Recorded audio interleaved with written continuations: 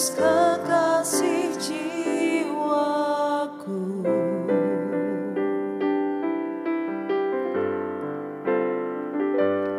Bawa daku erat dalam pelukanmu,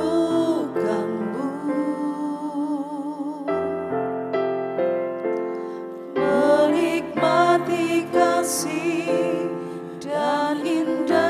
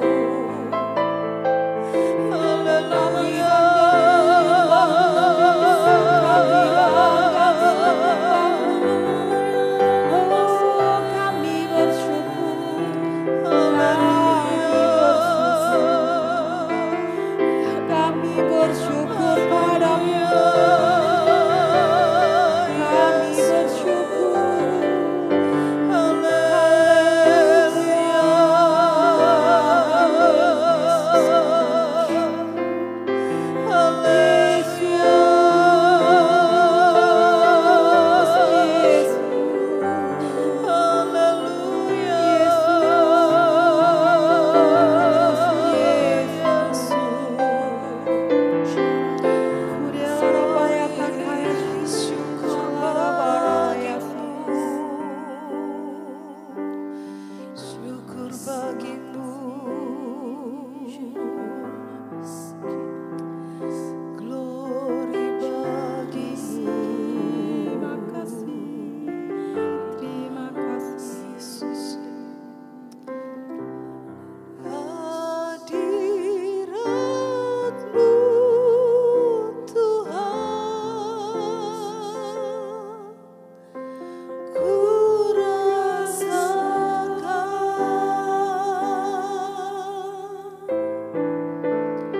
kekudusan-Mu Bapa, penuhiku.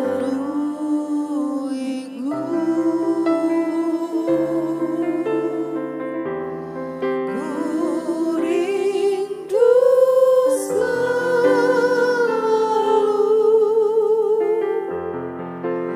diam dalam bait-Mu,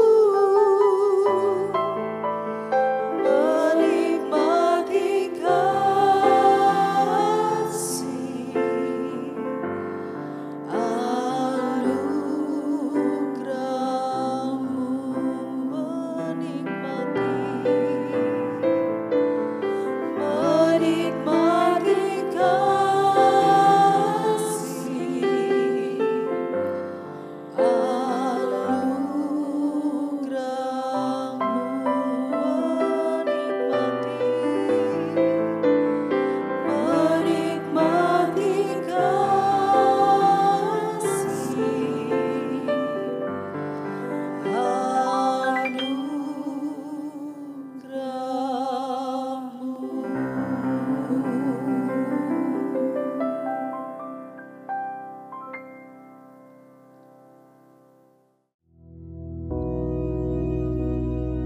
Bapa kami yang di surga, dikuduskanlah nama-Mu, datanglah kerajaan-Mu, jadilah kehendak-Mu di bumi seperti di surga. Berikanlah kami pada hari ini makanan kami yang secukupnya, dan ampunilah kami akan kesalahan kami, seperti kami juga mengampuni orang yang bersalah kepada kami. Dan janganlah membawa kami ke dalam pencobaan, tetapi lepaskanlah kami daripada yang jahat. Karena Engkaulah yang empunya kerajaan dan kuasa dan kemuliaan sampai selama-lamanya. Amin.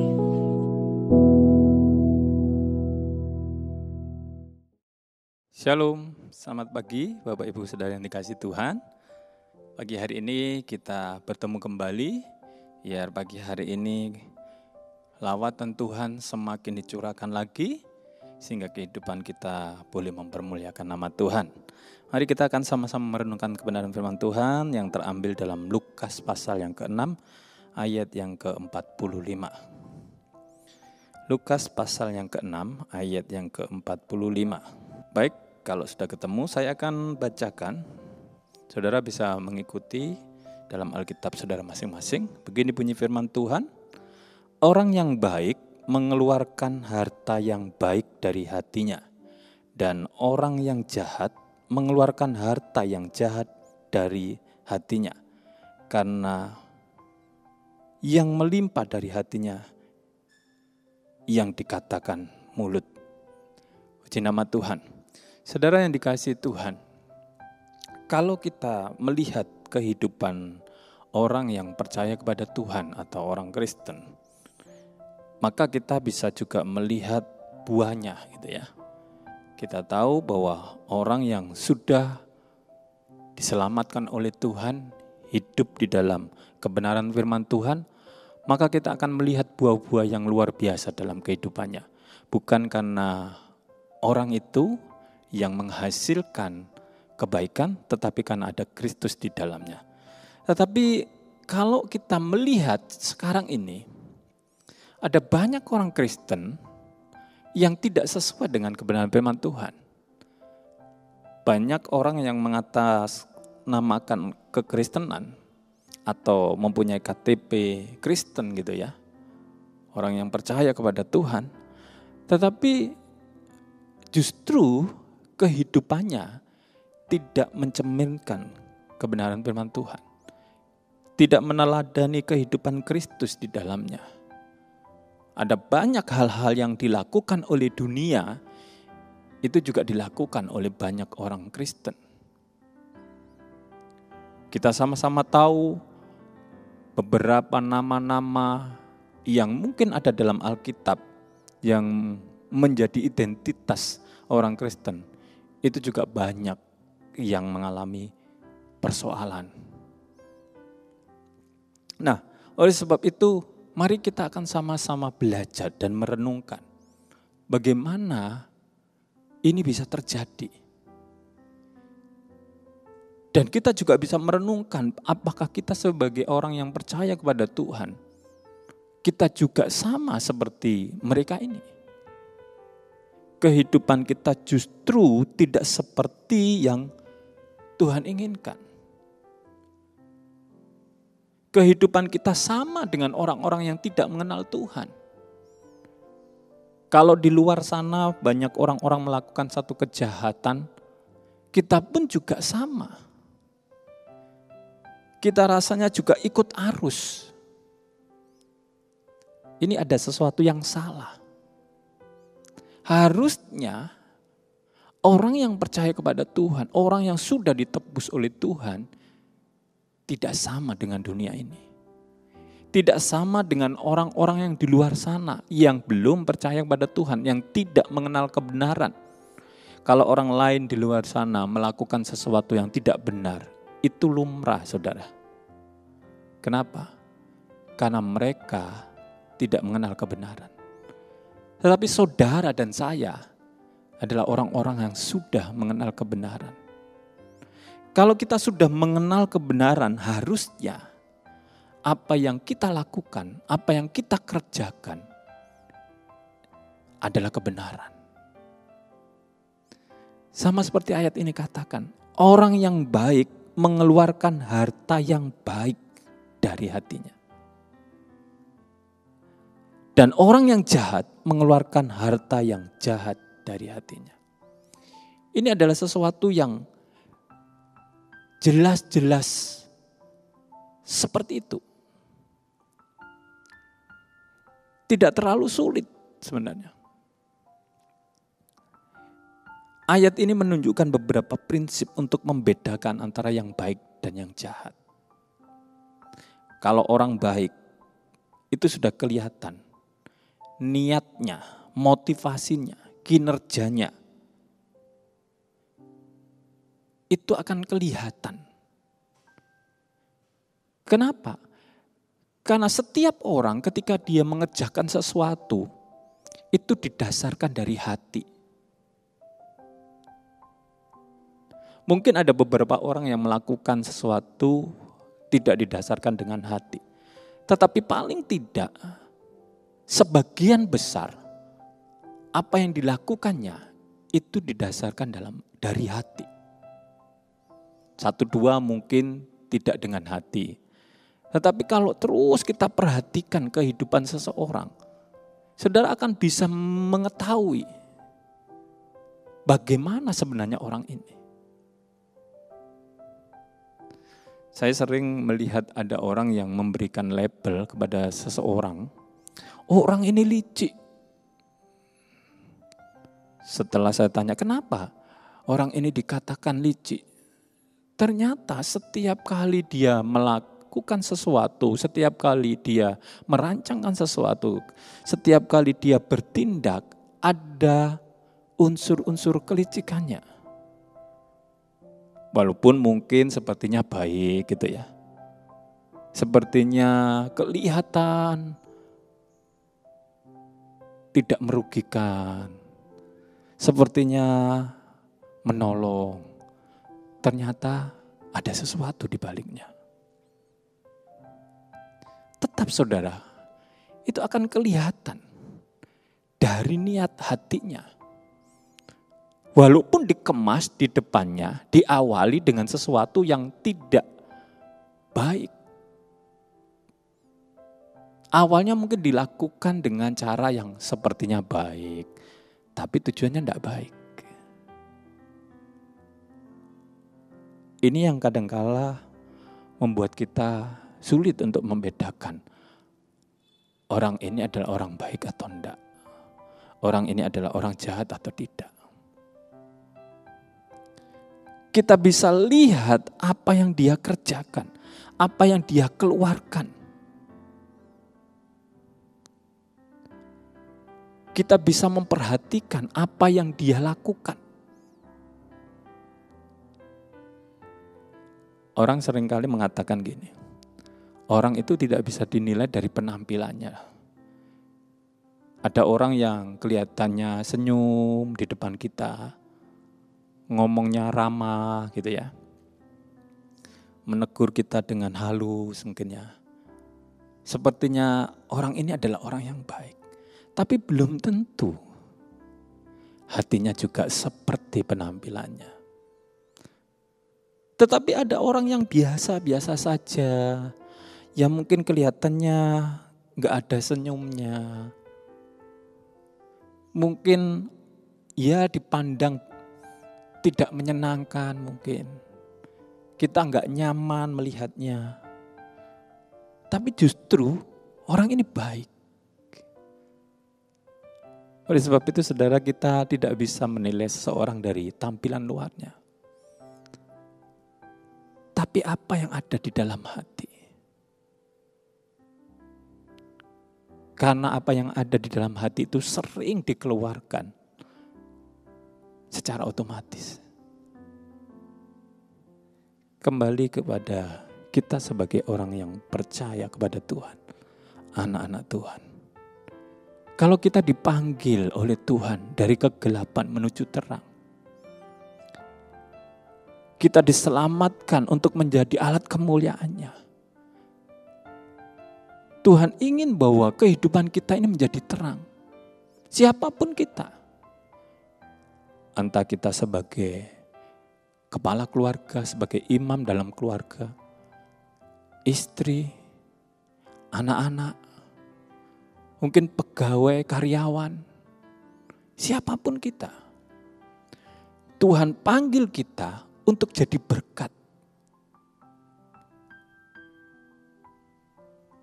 Untuk kita bisa menyampaikan kebenaran. Oleh sebab itu kalau kita ingin kita menjadi orang yang baik, orang yang boleh menyampaikan kebenaran Tuhan, meneladani kehidupan Kristus, maka kita perlu mengisi hati kita, mengisi hidup kita dengan sesuatu yang baik. Ada banyak anak Tuhan yang tidak sadar akan hal ini. Mereka sering mengisi hatinya, hidupnya dengan sesuatu yang bukan kebenaran. Seringkali kita mendengar ada banyak hal dari kanan kiri kita. Dari aktivitas kehidupan kita. Saudara boleh renungkan kehidupan saudara. Bagaimana saudara mengisi hidup saudara. Apakah lebih banyak dengan hal-hal kebenaran atau firman Tuhan? Atau justru sebaliknya, hal-hal yang duniawi. Karena bisa dipastikan kalau saudara mengisi hidup saudara dengan hal-hal yang rohani, hal-hal yang benar, hal-hal yang seperti dikatakan firman Tuhan, maka saudara akan mengeluarkan sesuatu yang mempermuliakan nama Tuhan. Saudara akan mengeluarkan sesuatu yang baik. Saudara akan dipakai Tuhan untuk boleh menjadi berkat bagi banyak orang. Saya akan bacakan satu ayat. Saudara mungkin sudah hafal dengan ayat ini.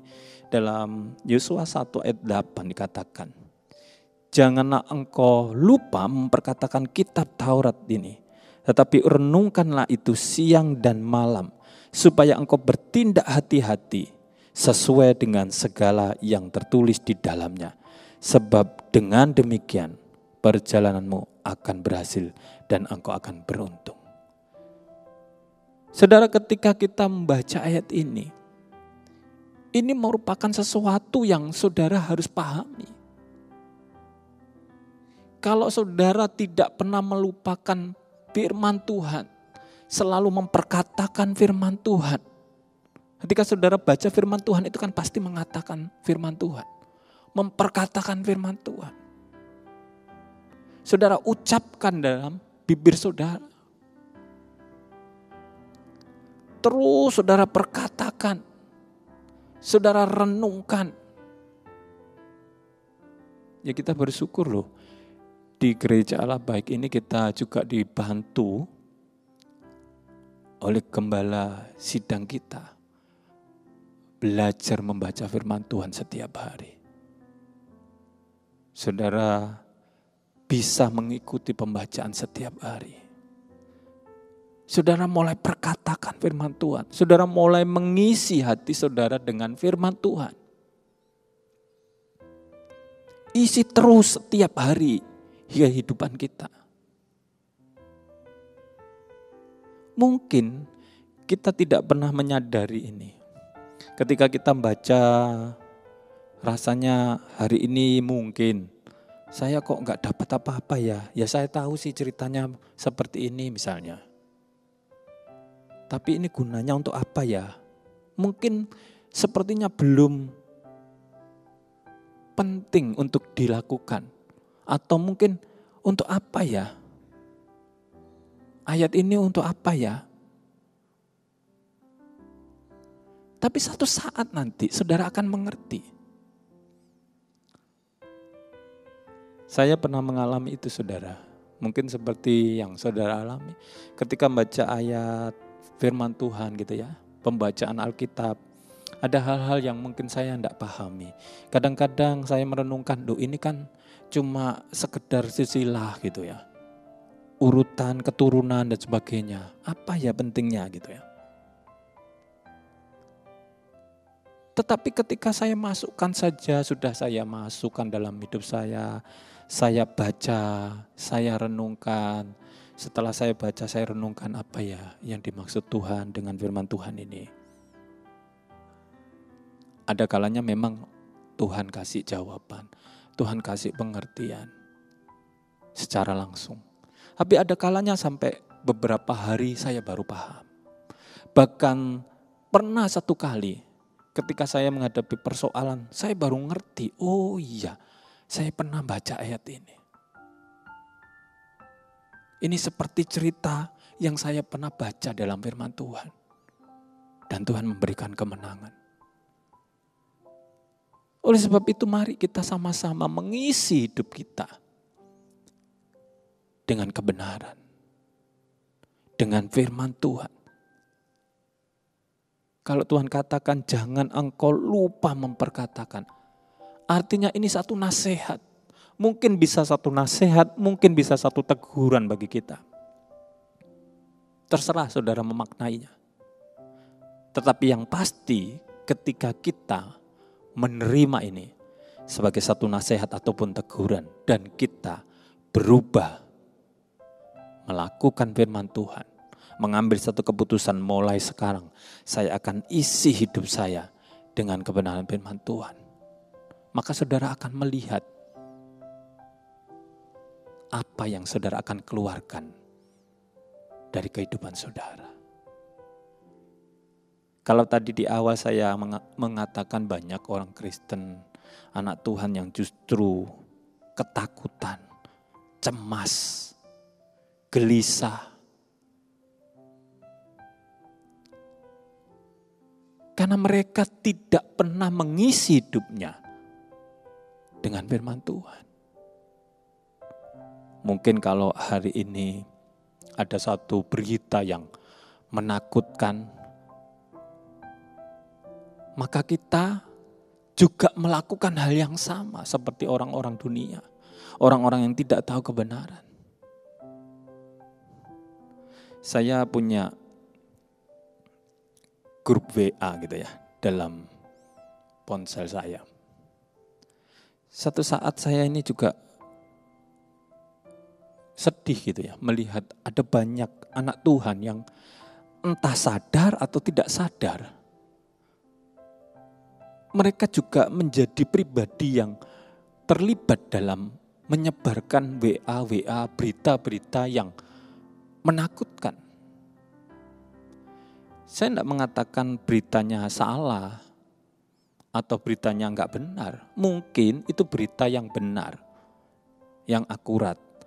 Tetapi kalau kita benar-benar menjadi anak Tuhan, harusnya berita yang menimbulkan kecemasan, menimbulkan ketakutan, itu tidak langsung kita terima dan kita copy paste dan sebarkan, kita share ke lainnya. Misalnya satu contoh, hati-hati sekarang mulai ada virus baru. Mulai di Indonesia mulai masuk, di kota-kota ini sudah mulai kena dan sebagainya. Jaga kebersihan dan sebagainya. Ya memang ini adalah suatu berita yang baik sebenarnya, memberikan informasi. Tetapi tidak memberikan solusi yang benar, yang sesuai dengan firman Tuhan. Harusnya berita itu dirubah sedikit. Memang beritanya seperti itu. Tapi enggak usah khawatir. Sebagai anak Tuhan, kita percaya Tuhan pasti meluputkan kita. Tuhan pasti menyembuhkan kita. Tuhan pasti membentengi kita. Kehidupan yang dipenuhi dengan firman Tuhan, maka dia akan mengeluarkan firman Tuhan. Dan orang yang menerima WA dari saudara, itu akan tidak merasa ketakutan lagi. Dia semakin percaya, oh iya, dia menjadi tenang. Karena Tuhan pasti menolongnya. Mari saudara-saudara, berapa dari kita yang sering melakukan itu? Secara enggak sadar kita menjadi penyampai berita yang tidak sesuai dengan kebenaran firman Tuhan. Silakan saudara menerima berita-berita dari luar. Tapi saudara harus bijaksana. Bagaimana bisa saudara melakukan tindakan yang bijaksana? Tindakan yang sesuai dengan firman Tuhan. Seperti firman Tuhan katakan, janganlah engkau lupa memperkatakan kitab Taurat. Renungkanlah itu siang dan malam.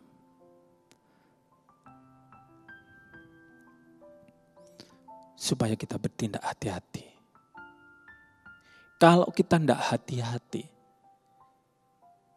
kita akan menjadi sasaran dari si iblis. Kita akan dipakai iblis untuk menjadi alatnya, untuk membuat rekan-rekan kita yang lainnya, orang-orang yang lainnya tidak menerima mujizat Tuhan, tidak menerima pertolongan Tuhan. Kenapa? Karena mereka sudah takut.